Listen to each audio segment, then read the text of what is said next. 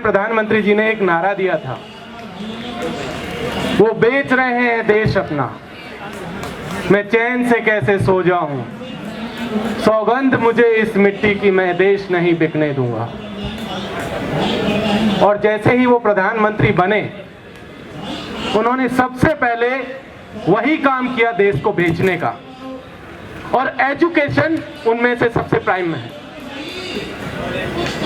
जब ये new education policy का ड्राफ्ट आया था, हम लोग दिल्ली यूनिवर्सिटी टीचर्स एसोसिएशन में बैठ करके इस पे बड़ी लंबी चर्चा कर रहे थे।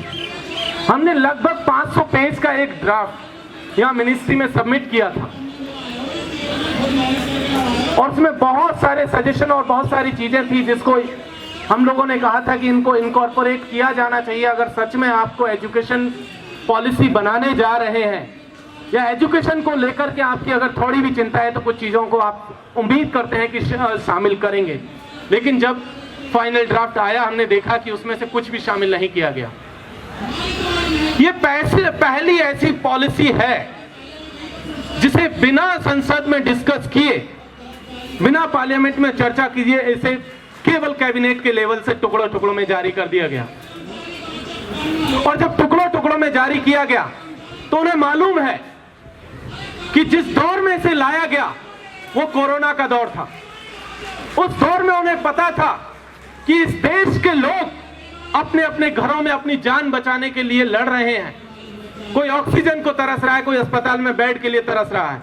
और उस दौर में उस जालिम ने मौका देखा कि यही वो मौका है जब इस पॉलिसी को लाया जाए, और वो एजुकेशन की पॉलिसी लेकर के आए ताकि किसी तरीके का कोई विरोध ना हो सके। उन्होंने सिर्फ एजुकेशन का ही पॉलिसी लेकर नहीं आए, वो मजदूरों को लेकर के भी पॉलिसी लेकर के आए थे, ताकि किसी तरीके का विरोध उन्हें नहीं झेलना पड़े। और जब वो पॉलिसी का ड्राफ्ट लेकर के आए, उन्होंने कहा new economic policy, new education policy.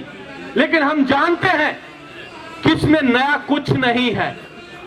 इसमें अगर कुछ नया है तो ये न्यू एजुकेशन पॉलिसी नहीं, ये न्यू एक्सक्लूजन की पॉलिसी है, जिसके जरिए इस देश के दबे कुचले शोषित पीड़ित जो तबके हैं उसको शिक्षा से बेदखल करने की कोशिश हो रही है। उसके लिए यह पॉलिसी लाई गई है। हम जानते हैं जब वो ये कहते हैं कि इस देश की एजुकेशन का 40% हिस्सा ऑनलाइन पढ़ाया जाएगा, तब समझिए कि इसी देश के राजस्थान में प्रतापगढ़ में पिछले हफ्ते हमने देखा कि अपने आदिवासी बच्चे 10 किलोमीटर पैदल चल करके अपने स्कूल पढ़ने के लिए जा रहे थे। क्या ये एजुकेशन पॉलिसी प्रतापगढ़ के उन आदिवासी बच्चों को स्कूल तक लेकर के जाएगी? हम जानते हैं कि उन्हें ये उनसे उनका विश्वविद्यालय, उनका स्कूल, उनका कॉलेज बहुत दूर लेकर के जाएगी। उनके पास ये एजुकेशन नहीं देने जा रही है। हम जानते हैं कि जब छत्तीसगढ़ में हस्तक्षेप के जंगलों को बचाने के लिए आदिवासी लड़ रहे हैं, जब वो अपनी जान बचाने के लिए लड़ रहे हैं, तो जानते हैं कि एजुकेशन पॉलिसी उनके बच्चों को शिक्षा देने नहीं जा रही है। हम ये भी जानते हैं कि पिछले महीने जब बजट सत्र चल रहा था, गुजरात विधानसभा में एक एक्ट पास हुआ। उसमें कहा गया कि गुजरात के भीतर एक स्टेट लेवल की यूनिवर्सिटी अडानी के द्वारा स्थापित की जाएगी। उसकी डायरेक्टर मिसेज अडानी, प्रीति शायद उनका नाम है मैडम का, उनका एक बयान छपा था, और उन्होंने अपने बयान में कहा था कि इस देश का एजुकेशन का जो सिस्टम है वो इस देश के अनुकूल नहीं है। प्रीति अडानी जी बता रही हैं कि इसका एजुकेशन सिस्टम इस देश की जरूरतों के मुताबिक नहीं है, इसलिए हम लोग यहां पर यूनिवर्सिटी खोलने जा रहे हैं। उसका मकसद होगा कि यहां पर जो है टैलेंट तैयार कर सके, हम लोग एक बहुत बेहतरीन ब्रेन तैयार कर सके। लेकिन हम जानते हैं ये बात कि उनका मकसद टैलेंट तैयार करना या ब्रेन तैयार करना नहीं है। उनका मकसद है कि इस एजुकेशन पॉलिसी के जरिए, उनकी यूनिवर्सिटीज के जरिए, उनके उनकी जो उनका जो कारखाना है, उनकी जो फैक्ट्री है, उसके लिए सस्ता मजदूर तैयार करना इस पूरी की पूरी एजुकेशन पॉलिसी का उद्देश्य है।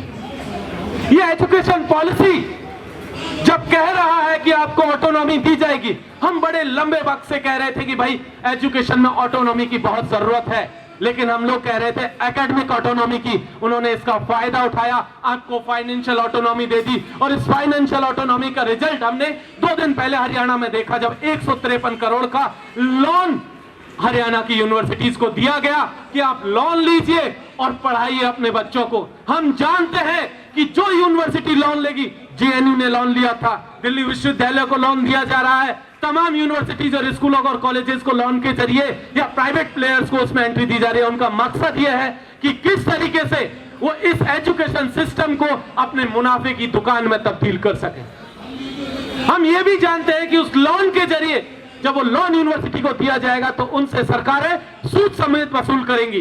जब सूद समेत उनसे वसूल किया जाएगा तब होगा ये कि फी हाइक होगा, जिस फी हाइक का लिखा हुआ है यहां पर। मैं इस देश के पब्लिक फंडेड एजुकेशन का प्रोडक्ट हूं, मैं इस देश के सरकारी स्कूल का प्रोडक्ट हूं, सरकारी पब्लिक फंडेड यूनिवर्सिटी से, पब्लिक फंडेड कॉलेजेस से पढ़ा था। 2000 और 1000 फीस हुआ करती थी। आज की तारीख में दिल्ली यूनिवर्सिटी और दिल्ली के आसपास की तमाम यूनिवर्सिटीज को देखिए, प्राइवेट यूनिवर्सिटीज को, जहां 3 लाख रुपए पर एनम पर ईयर जो है फीस वसूली जा रही है सामान्य तौर पर ग्रेजुएशन करने के लिए। मैं जानता हूं कि मेरे जैसे बहुत सारे लोग, इस देश की 75% से ज्यादा आबादी है जो गरीबी रेखा के नीचे जीवन जी रही है। मैं जानता हूं कि वो लोग कभी भी विश्वविद्यालयों की दहलीज तक नहीं पहुंच पाएंगे। बड़ी मुश्किल से, बड़े लंबे संघर्ष के बाद यहां तक हम लोग पहुंचे थे। हमें उम्मीद थी कि इस देश के दलित, आदिवासी, पिछड़े तबके के लोग, महिलाएं इन विश्वविद्यालयों में पहुंच करके इस देश की बेहतरी के लिए कुछ कर सकेंगी, इस देश के निर्माण में अपना योगदान दे सकेंगी। लेकिन ये न्यू एजुकेशन पॉलिसी उनसे वापस उनका हक छीनने जा रही है। हम सिंपल तौर पर जानते हैं कि न्यू जो एजुकेशन पॉलिसी है, एक्सक्लूजन की जो पॉलिसी है, दरअसल मनुस्मृति का नया रूप है, उसी का नया दस्तावेज है जिसे 21वीं सदी में वापस लाया गया है। और इसीलिए इसका विरोध करना जरूरी है, अन्यथा अब वापस उनको कानों में शीशा डालने की जरूरत नहीं है। वो बिना शीशा डाले आपको जो है एजुकेशन से बाहर कर देंगे। और इसीलिए इस एजुकेशन को बनाए रखना और बचाए रखना पब्लिक फंडेड को हमारे लिए बहुत जरूरी है। और कम्युनलिज्म का जो खतरा है वो हम सब लोग जानते हैं कि उन्होंने हमारे हाथ से कलम को छीन करके, हमारे पुरखों ने बड़ी लंबी लड़ाई लड़ी थी। हमारे जो पैतृक काम हुआ करते थे, जो हमारी पैसे वराना जिंदगी थी हमारे पुरखों की, उसे छीन करके हमारे हाथों में कलम और किताब दी थी। और आज जो स्थिति है वो हमारे हाथ से हमारी कलम और किताब को छीन करके तलवार देने की कोशिश कर रहे हैं। हमें वापस अपने स्कूल और अपने कॉलेजेस की तरफ जाना होगा और तभी जाकर के हम इस एजुकेशन को बचा सकते हैं। बहुत बहुत शुक्रिया। इंकलाब जिंदाबाद।